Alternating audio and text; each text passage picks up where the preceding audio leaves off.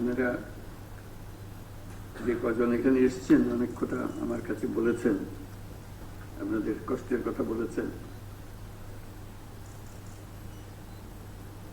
এটা আমি কদ্দূর এই কষ্ট লাঘব করতে পারি সেটা আমি যথাসাধ্য চেষ্টা করব, সে কথাটাই বললাম।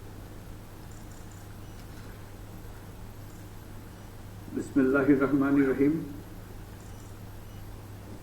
আসসালামু আলাইকুম। উপস্থিত সম্মানিত খেতাবপ্রাপ্ত বীর মুক্তিযোদ্ধা ও তাদের উত্তরাধিকারীগণ, মুক্তিযুদ্ধ বিষয়ক মন্ত্রণালয়ের উপদেষ্টা, সেনা, নৌ ও বিমান বাহিনী প্রধানগণ, ঊর্ধ্বতন সামরিক ও অসামরিক কর্মকর্তাবৃন্দ এবং উপস্থিত সুধীবৃন্দ, 1971 সালের এই দিনে আমাদের সশস্ত্র বাহিনীর অকুতোভয় সদস্য এবং বাংলাদেশের আপামর জনসাধারণ সম্মিলিতভাবে দখলদার বাহিনীর বিরুদ্ধে সমন্বিত আক্রমণ সূচনা করে। সেই আক্রমণের ফলে আমাদের বিজয় ত্বরান্বিত হয় এবং ফলশ্রুতিতে আমরা স্বাধীন ও সার্বভৌম একটা দেশ বাংলাদেশ অর্জন করি।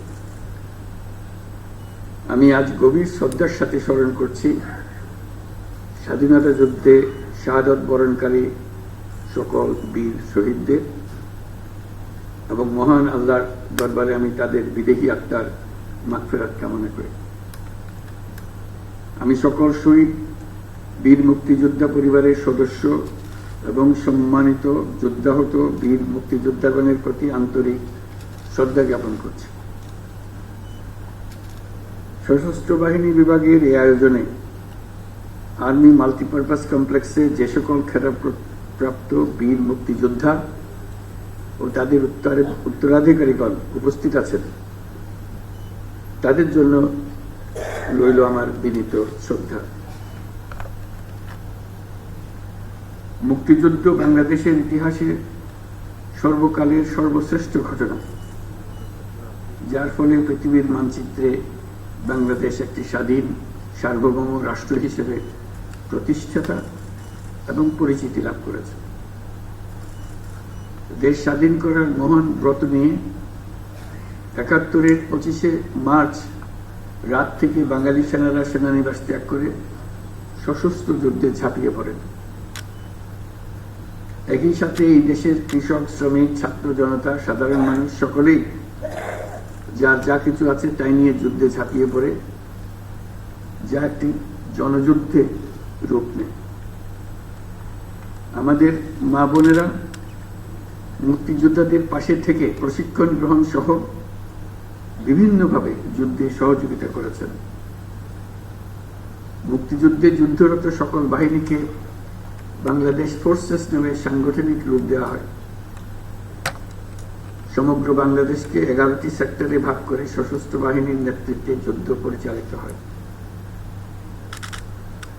এছাড়াও পাকিস্তান নৌবাহিনীতে কর্মরত বাংলাদেশি সাবমেরিনার এবং নাবিকদের সমন্বয়ে গড়ে তোলা অকুতোভয় নৌ কমান্ডো দল অপারেশন জ্যাকপট নামে দুঃসাহসী আক্রমণ পরিচালনা করে বিভিন্ন নদী বন্দরে খাদ্য রসদ বোঝাই শত্রু জাহাজকে ডুবিয়ে দিতে সক্ষম হয়।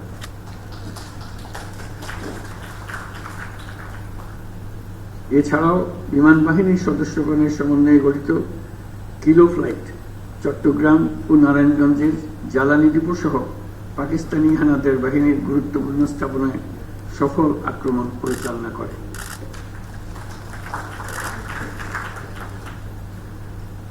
মুক্তিযুদ্ধে সশস্ত্র বাহিনীর এই অবদানকে সাধারণ মানুষের আত্মত্যাগের সঙ্গে একীভূত করার উদ্দেশ্যে প্রতি বছর 21শে নভেম্বর পালিত হয় সশস্ত্র বাহিনী দিবস। আজ সেই দিবস। মহান মুক্তিযুদ্ধে বীরত্বপূর্ণ অবদানের স্বীকৃতি স্বরূপ বীর মুক্তিযোদ্ধাদের কল্যাণে বিভিন্ন সুযোগ সুবিধা চলমান রয়েছে। সময়ের আবর্তে অধিকাংশ বীর মুক্তিযোদ্ধা আজ বয়সের ভারে ভারাক্রান্ত। সশস্ত্র বাহিনী দিবস উদযাপনকালে দেশের বিভিন্ন স্থানে ছড়িয়ে থাকা বীর মুক্তিযোদ্ধাদের আনুষ্ঠানিকভাবে সম্মান জানানোর ক্ষেত্রে সশস্ত্র বাহিনী বিভাগ, নৌ ও বিমান বাহিনী যে উদ্যোগ প্রতি বছর নিচ্ছে তা নিঃসন্দেহে প্রশংসনীয়। এই জন্য সশস্ত্র বাহিনীকে আমি আন্তরিক ধন্যবাদ জানাই। বিগত 5 আগস্ট 2024 সালে ছাত্র জনতার বিপ্লবের মধ্য দিয়ে আমরা এক নতুন বাংলাদেশের সূচনা করেছি। এই নতুন দেশে আমাদের দায়িত্ব সকল মানুষকে একটি বৃহত্তর পরিবারের বন্ধনে আবদ্ধ করা। পরিবারে মতভেদ থাকবে, বাকবিতণ্ডা হবে, আমরা কেউ কারো শত্রু হব না, কাউকে তার মতের জন্য শত্রু মনে করব না, কাউকে ধর্মের কারণে শত্রু মনে করব না। আমরা সবাই সমান, আমরা সবাই একই পরিবারের সদস্য। কেউ কারো উপরে না, কেউ কারো নিচে না। এই ধারণা আমরা জাতীয় জীবনে প্রতিষ্ঠিত করতে চাই। বৈষম্যহীন, শোষণহীন, কল্যাণময় এবং মুক্ত বাতাসের রাষ্ট্রের যে স্বপ্ন নিয়ে মুক্তিযোদ্ধারা দেশ স্বাধীন করেছিলেন, আমি তাদের সেই স্বপ্ন পূরণে অঙ্গীকারবদ্ধ। আমরা এখন থেকেই বাংলাদেশকে এমনভাবে গড়তে চাই যেন এই দেশে জনগণই সত্যিকার অর্থে সকল ক্ষমতার উৎস হয়। বাংলাদেশ বিশ্ব দরবারে একটা মানবিক ও কল্যাণকর রাষ্ট্র হিসেবে সমাদৃত হয়।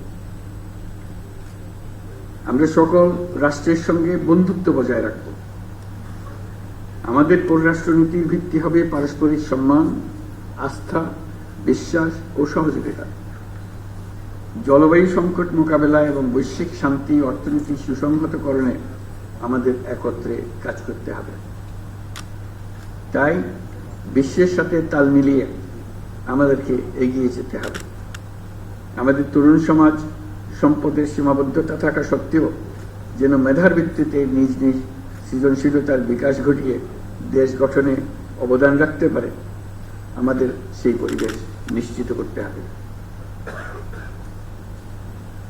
আজ আমি খেতাবপ্রাপ্ত বীর মুক্তিযোদ্ধা ও তাদের উত্তরাধিকারীদের সান্নিধ্যে আসার সুযোগ পেয়ে গর্বিত ও অনুপ্রাণিত।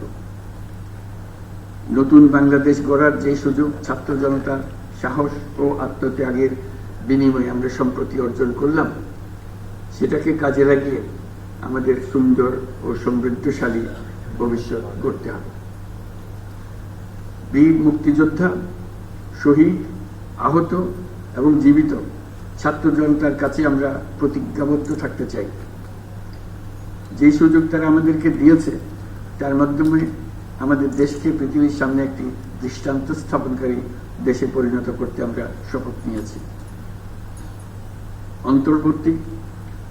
অন্তর্বর্তীকালীন সরকার, এই অন্তর্বর্তী সরকারের প্রধান উপদেষ্টা হিসেবে আমাদের বীর মুক্তিযোদ্ধা এবং তাদের উত্তরাধিকারীদের কল্যাণার্থে যা কিছু প্রয়োজন তা করার জন্য এবং এই ধারা অব্যাহত থাকবে ইনশাআল্লাহ। আজ খেতাবপ্রাপ্ত বীর মুক্তিযোদ্ধা এবং তাদের উত্তরাধিকারীদের সম্মাননা প্রদানের সুযোগ তৈরি করে দেওয়ার জন্য আমি সশস্ত্র বাহিনী বিভাগ সহ সংশ্লিষ্ট সকলকে আন্তরিক ধন্যবাদ জানাচ্ছি। পরিশেষে আমি সকল বীর মুক্তিযোদ্ধা এবং তাদের পরিবারবর্গ সহ সমগ্র দেশবাসীর সুখ, শান্তি এবং সার্বিক মঙ্গল কামনা করে আমার বক্তব্য এখানে শেষ করছি। মহান আল্লাহ আমাদের সহায়।